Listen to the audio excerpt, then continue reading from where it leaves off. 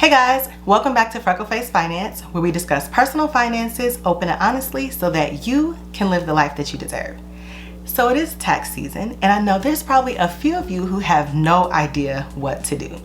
Whether this is your first time filing taxes because you are a new employee and this is your first year of work, or if you typically reach out to a CPA and have your taxes done professionally and you want to undertake the task of filing them yourself, if that sounds like you, you've come to the right place, and I'm here to help you file your taxes as a beginner. So I wouldn't be doing you guys any justice if I didn't do a disclaimer for this video. I think that filing your taxes on your own is really good if you have a simple tax return. And so what I mean by simple is you're either single or married, you have a W-2 or a 1099. And so I wouldn't be doing you guys any justice if I didn't do a small disclaimer before we get into this video. So I think that people should file their taxes on their own if they have a simple tax return.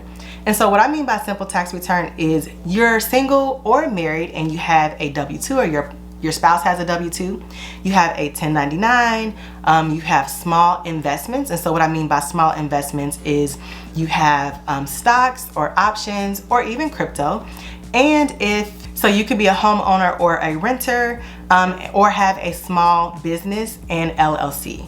So who I wouldn't recommend file a tax return on their own is someone who has overseas properties or foreign bank accounts, someone who has a ton of rental properties, or has a S-Corp or a large business. So those type of tax returns I personally don't think will do well using the software that we're using today. I think that those should be talked to with a certified professional accountant or CPA in order to properly get your taxes done correctly the first time around. And so another disclaimer for this video is it would take me hours to go through every single feature within the software. And so this video is going to walk physically through the software and show the highlights of what a typical return will be for the average Joe or average Jane. Let's go ahead and get started. And the software that we're using today is Turbotax. I've been using Turbotax for years. Absolutely love it. I recommended it to my family and friends. And so that's the tax service or software that we're going to be using today. Alright you guys, so first things first, you need to go to turbotax.com. And so this tutorial or walkthrough is going to be good for people who do not have an account yet. And of course, I'm assuming if you don't have an account yet, it's because you have not filed your own tax returns, and so that's why we're doing it this way. So go ahead and go to turbotax.com and we're going to create an account together. So what you'll need is your email address, and you'll need a mobile phone number so that you can authenticate your account. So go ahead and click this sign up button and we'll get started. So go ahead and put in your email address, phone number, and then it's going to send you a two-factor authentication, which you'll need to put that number in order to create your account. Okay, got it. Do any of these apply to you? And so this is where you're going to select if you are a W-2 employee, are you a freelancer, self-employed, on a business, unemployment, and then it's going to ask you some questions about, deductions. Do you own your house or do you rent? And all of these are going to set up what type of forms they're going to fill out for you, that they're going to populate during this tax season. So it's really important that you this is like the foundation of setting up your tax return. So we're going to go ahead and I'm going to show you guys what's it like if you have any stocks that you sold. So this is pretty simple and straightforward, you guys. I really like how it asks you questions and then you're just able to answer the questions, right? And so for this page and throughout the whole tax return, they are going to constantly try to upsell you. So make sure that you're reading so that you don't accidentally click something and be upsold. But for the most part, I think that, this first column here, like the basic, is going to be good enough for the majority of people. And so here you can see what items are included in this basic fee. And if there are some items that, don't match what you need to do, then go ahead and just click the next section over, okay? So if you have like unemployment, then you're going to be in this middle category. And then of course the last category covers a lot more items than the basic. So for the most part, I think basic is going to be good for a lot of you. So let's go ahead and start for free. And then you see that you don't have to pay anything until you get to the end. So if you just want to practice, you can practice here and it doesn't charge you anything until you get to the end and you want to file. So it will be $89 if you want to file using this basic format. So as you can see, it's going to take an hour and 42 minutes. And of course, I don't want to post an hour and 42 minute long tutorial. So we're just going to go ahead and speed through this, and I'm going to try to hit the highlights because most of it is self-explanatory. So we're going to put in our name, social security number, address, and then this gives you a drop down box on different states and stuff that you could potentially be living in. So I'm going to go ahead and select Ohio for this demonstration. And just so you guys know, these numbers are not real. Like, I'm just, you know, of course I'm using fake numbers just for the purposes of this video. So we're going to select single. And for the purposes of this video, do you have any dependents? I think a lot of people have dependents. So we're going to go ahead and select yes. You can select how many dependents you have. And then just so you know, if you have any questions on, hey, what do they mean by dependent? You can select anything that is highlighted and hyperlinked in blue, and it'll give you an explanation on how to properly answer that part of the tax return over here on the right. I always think it's useful to select if the video was, or if the information was useful or not, just so that they can, you know, update it if it's not really answering the questions that you have. So here you can see put in your address and phone number. It's really straightforward. And so like I said, as long as you can read and comprehend, I think you can fill out your own tax returns. And so they do have sections within the tax return that if something doesn't sound right or doesn't look right to their system, they will let you know. And so this is saying, hey, this address doesn't look like a real address. Do you want to double check it? So in this section is asking you, who are your dependents? And so your dependents can be a child, it can be maybe a spouse who has a disability, it could be a child of yours that's not actually underage but overage and has a disability. So like I said before, anything that is hyperlinked, you can easily see, hey, how do I answer this question? All right, so we're going to go ahead and put in our dependent's name, and it automatically populates different responses for you, and then you just go through the form and just select what is applicable. So with kids or with dependents, it's kind of tricky, especially if they're minors, because it is trying to make sure that someone else is not claiming them. So maybe you're a single parent and you guys trade off on who claims the child every year, or maybe you don't. And so if you select that you did not take care of the majority of your dependents' needs or financial needs, or they did not live with you the majority of the year, you will not be able to claim them on your taxes. And so for some reason, if one of your responses does not match up with your child being a dependent of yours, it will let you know, hey, this person does not qualify to be a dependent of yours. And then you can just go in and either switch things up to make sure that you're answering the questions correctly so that you can claim the child as your dependent. And so like I said, there are going to be times within the tax return that they're going to try to upsell you. So make sure that you're reading it and just always select no thanks, because you don't need to upgrade. And so just make sure that you're reading it, because you may not need to upgrade in order to complete the return. Okay, so now we're getting into the section that talks about income. And so there are a lot of different forms of income that you may have. So if you work for someone else, then you may have a W-2 type of tax return, and you get that in the mail. And so the W-2s will be mailed out. I think the legal requirement is to have them mailed out by the last day in January of that tax season. And so you should get your tax return in the mail, or sometimes places may electronically send them to you. And so if you have a regular job, you'll get a W-2. And then if you do any type of freelance work, or you're considered an independent contractor, you will get a 1099. And so just a heads up, if you do any type of like TaskRabbit or Ubering, those are all considered freelance work, and so you will receive a 1099. And a lot of people don't know that you have to pay taxes on that income. So if you are a Uber driver, like let's say you're just doing Uber in your spare time, you will actually need to be taking taxes out throughout the year, because you're going to have a tax bill. And so Uber does not take taxes out for you because it's considered an independent contracting gig. And so at the end of the year, you will owe taxes if you haven't been saving taxes on your own. So we're gonna go ahead and get into completing the income for a W-2 form. And so the W-2 form is really, really easy. And so what I really like about TurboTax is that it shows you exactly what you need to do or what box on your W-2 form you need to look in order to complete this tax return. And so in order to start inputting your income, we're just gonna go ahead and select this start button for job W-2. And so what I really like about TurboTax is they make it really easy to complete it. So they do give you an option to upload it from your computer, take a picture with your smartphone. I'm not that savvy, y'all. I just like typing it in myself. But for us, you know, the tech guru people out there, you can definitely use those options and it'll automatically insert those numbers into this tax form or into this tax return. But I like to personally just type my numbers in myself, but there's definitely a quicker way to do it if you choose to do so. And so if you do decide to type it in yourself, it will show you box 1B. And then you look at your W-2 and then you physically type in box 1B from your W-2 into TurboTax. And so a lot of people don't know, or they kind of miss it. The W-2 will show all the way at the bottom your state taxes.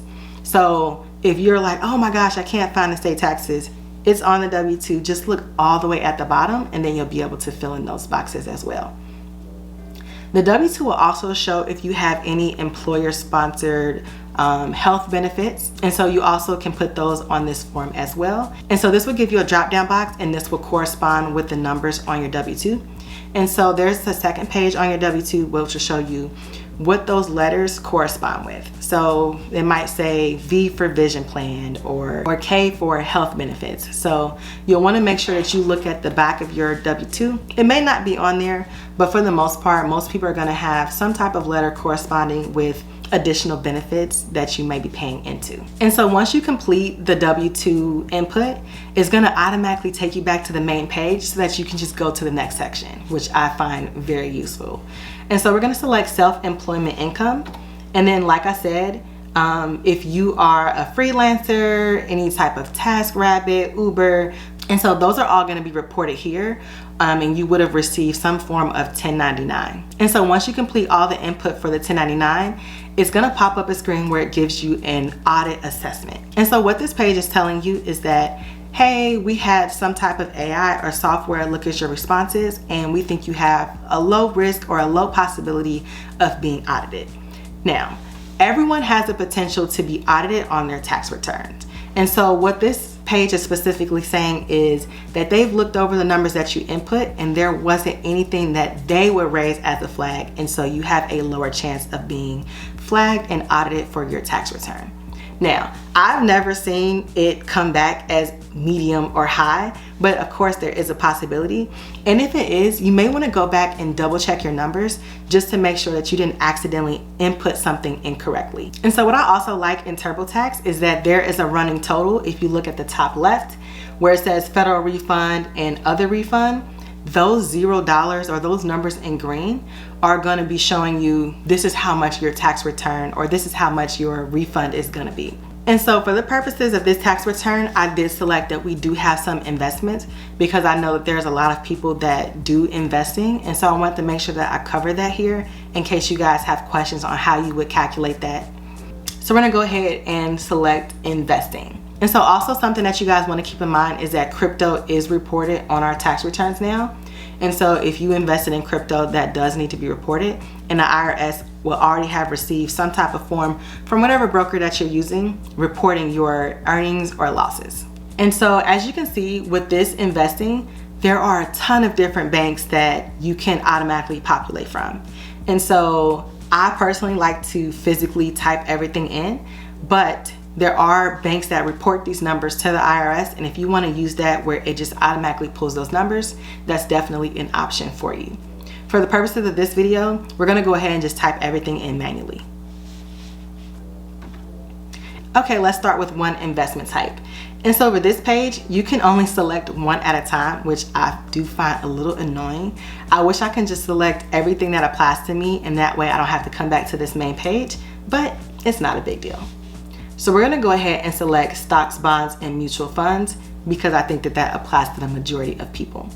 And so you can select which bank you're in. You guys know that I am a Go Hard fan of Schwab. And like I said, you can have your numbers automatically input in here, but for this, we're gonna manually type it out. And so I selected no because the stocks that we sold are not from an employer. And it will also have you do an option on how many did you sell. So we're gonna select no, we sold between 1 and 3. And does this include any other investments? And so we don't have any collectibles this year that we are accounting for. And so did you buy every investment listed on this 1099-B? So just so you guys know, the 1099-B is going to be a form that is provided from your broker. And so it could either be mailed to you, it depends on what your settings are. I like to have everything electronically delivered. And so if you log into your broker account, there should be a section where it shows statements or tax information. And so you'll be able to find the 1099-B in that section. And so you're gonna need to look at that form in order to input the correct numbers on your tax return. So when it asks if you bought all the things listed on your 1099-B, there are certain circumstances where someone may have passed away and you inherited a portfolio or someone gifted you a portfolio. And so for this demonstration, we're gonna go ahead and select yes.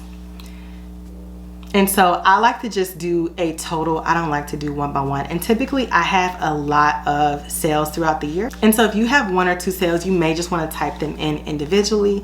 But typically in my case, I have way more than 3. And so I just select totals. And so different sales are going to be calculated at different rates. So short-term sales are going to be calculated differently than long-term sales. And so you want to make sure that you're selecting the right option so that you're being appropriately taxed at the correct rate.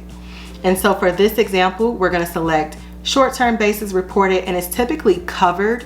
And you'll know if it's covered or not because it's gonna be in parentheses on your 1099-B. And so just like you would input your income, 1D on your 1099-B is gonna correspond with the correct number that you're supposed to input at this particular stage in the tax return. And so when you type in those corresponding numbers, it's gonna automatically calculate it for you on whether or not that was a loss or a gain.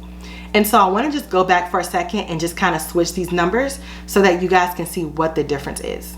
So we're going to go ahead and put 2,000, 4,000. We're going to go ahead and switch these up so that I can show you how it would look if you had a loss instead of a gain. And so here you can tell that it's a loss because it has this minus sign in front, and it's very easy to miss. But for the purposes of this tax return, we're going to select that we had a loss of $2,000 this year. And so of course, I hope that everyone had a profitable year this year. But if you did not and you had a loss, that is tax deductible. So, you know, at least you'll get some of your money back. So did you have any rentals or royalties? For the purposes of this tax return, we're gonna say no. Oh my gosh, another advertisement. But if you guys can stick with it, like I promise you, I think Turbotax is a great software to use. But I do think it would go a lot faster if we didn't have to look at all of these promotions. So we're gonna go ahead and get into our dependents and see what type of child tax credit we are eligible for. So when I first input this, I could not figure out because, you know, I don't have any kids. So this was my first time doing it for this demonstration. I could not figure out why I did not receive the child tax credit because I felt like I was eligible for the child tax credit. And so when I looked at this demonstration, I saw that I accidentally input my income incorrectly. And so you have to make a minimum of $2,500 or $2,500 in order to be eligible for the child tax credit. And so I was just making up numbers when I was doing the demonstration. So I went ahead and went back so that I could show what it would look like if I did qualify for the child tax credit. And so once I put down my income and it was over $2,500, I was eligible for $4,000 in child tax credits. I also went ahead and put in dependent care credits because most people that got kids, they're paying for some type of daycare if you got little ones. And so the first time I did this demonstration, my dependents did not pop up. And I couldn't figure out why my dependents were not showing in this drop-down box. And the reason that they originally were not showing was because I put my kids as they were too old. So they were like originally like 18 and 20 years old or something like that. And so they were not eligible for this child care. So I went back, changed the ages, and then I was able to document dependent care for this tax return. And so once I went back and changed the ages, I was able to document that and show that I was getting dependent care. And so here I just put in some random numbers for childcare. Y'all, I have no idea how much childcare is. I feel like it's expensive. It's probably way more than these numbers, but just for the purposes of this video, this is how much I said I was paying in childcare. And so one of the things that you'll also need when you're inputting your dependent care is you'll need the name, address, and any applicable EIN numbers or business names in order to properly account for that on your tax return. So I went ahead and put that information in, and what do you know? I qualify for a child dependent care credit. So this page is tallying up how much your deductions are going to be, and it's giving you an option. You can either go with a standard deduction, which is a set amount, or if you itemize it, which means that you specifically type in everything that you're itemizing and how much that costs, it's giving you two different options. And so this page is showing us that if we did the standard deduction, we'll actually receive a bigger tax return as opposed to listing the items out and their associated costs. So we're gonna go ahead and stick with the standard deduction. And so if you accidentally skip something, when you get to the end of the section, it will alert you and it'll prompt you to go back and make sure that you answer those questions so that it's completed properly. And so if you didn't know, your federal income tax returns and state income tax returns are separate. So they don't go to the same people. So you will have to file a separate tax return for the state that you live in. And so TurboTax will combine them, but of course there's gonna be an additional fee for most people if you would like to file them. Now, if you do want to save money, there are options to go onto your state government's website, and typically you can file your state tax returns for free. I personally like to just have it all bundled together, all in one place, but there is a free option if you would like to save a little bit of money. So we're gonna go ahead and start the state tax return. And so if you filed the federal tax return, or if you input the information for your federal tax return, it is gonna kind of populate that information for you, which I find to be very useful. And so we're gonna go ahead and select Ohio because I said that I live in Ohio. And so it automatically prompts you to select what county you live in and what school district you live in. And so I thought that this was really cool because it showed how much you would save if you had a business registered in Ohio. So there's typically always going to be some sort of tax break if you have a small business. And so once you get to the end, there's going to be different options on how you can file your return. Like I said, it doesn't charge you anything if you choose to not file your return, but at least at the end, it'll show you how much you owe federal, how much you owe state, or how much your refund is going to be. And then it's going to give you different options on how you can pay that. So there is a fee associated with filing your state and federal income taxes. And so that is not counting the money that you may owe to federal or state. So the fee is simply for using the software or for having a professional go through and do your tax return. And so you're really not gonna get around doing the fee. So you're either gonna pay to have someone do it, or you're gonna pay TurboTax for providing the software to do it. So there are different options on how you can pay TurboTax for using their software. And so I personally recommend that if you have the money, to go ahead and just pay in full to TurboTax now. So there is an option to pay the fee through your refund, but there's gonna be an associated processing fee in order to do that. So personally, I think that if you have the funds to just pay it directly before you file, I recommend just go ahead and paying it directly, because that is gonna be the best option for you. So there's not gonna be any additional fees associated with paying TurboTax upfront. Now, moving on to how you actually receive your refund, there's gonna be different options that TurboTax recommends as well. There's an option for direct deposit with Credit Karma Money. And so that looks like that is gonna be opening up a checking account with Credit Karma. Now, if you look at this option, you see that TurboTax highlighted in green as that is their recommended, path forward on receiving your refund. I wouldn't be surprised if they're probably receiving some type of kickback for that. But yeah, if you need a checking account, by all means, I think that that would be a great option, just based off of me not, just a quick view. I'm not seeing any associated fees with opening up that checking account. So if you don't have one, that may be a good option. But I definitely would look into any type of associated fees with that recommended option. So although that is TurboTax's recommended option, that's not my personal recommended option. So there is an option to get an instant refund or an advance. And so that is gonna be a loan. And so what's gonna happen is TurboTax is gonna give you a loan or a refund advance. And then once your tax refund comes through, you're gonna pay it back. And so there is a 0% APR, but I'm sure it's for a very specific amount of time, and you're gonna have to read all the terms and conditions that go with that. Do I recommend that path forward? No, that is not my personal path forward recommendation on receiving your tax refund. And so clicking on that hyperlink, it looks like there's gonna be some type of Credit Karma money associated with that as well. So maybe you have to create a Credit Karma checking account in order to receive that cash advance. Again, it seems like they're really pushing that. So make sure you read all the terms and conditions if that's the route that you're gonna go. So my recommended path forward will be doing the direct deposit. Now, it is gonna take a little longer if you do a direct deposit, but it's in your bank account, and I think if you can wait a couple of weeks, it's definitely worth it to make sure that you're not, being subjected to any hidden fees and signing up for something that you don't fully understand. So my personal preference or recommendation would be to have your refund. So my personal preference or recommendation would be to have your refund just direct deposited into your already established bank account. I will say this, make sure that your checking account is in good standing before you decide to file your tax returns, because you don't want to have a flag or something going on with your checking account. And so that way you're not receiving your funds, or you're not receiving all of your funds because of some sort of overdraft fee. All right, you guys, so as you can see, it is not super difficult to file your tax returns on your own. As long as you can read and comprehend and have a simplified tax return, I definitely think that this would be a good idea for you to save a little bit of coin.